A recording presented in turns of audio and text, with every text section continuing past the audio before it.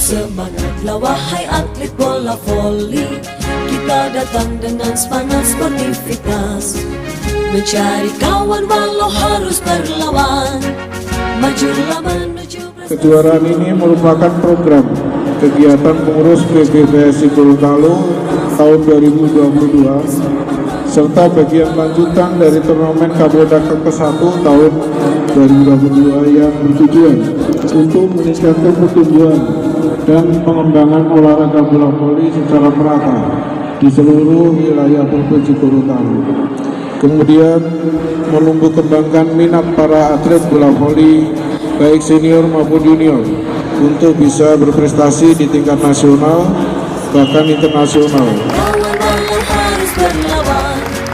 Majulah menuju prestasi dunia, berjuang berlatih keras untuk meraih kesempatan emas, melayang menghadang lawan, kemenangan jadi tujuan kita.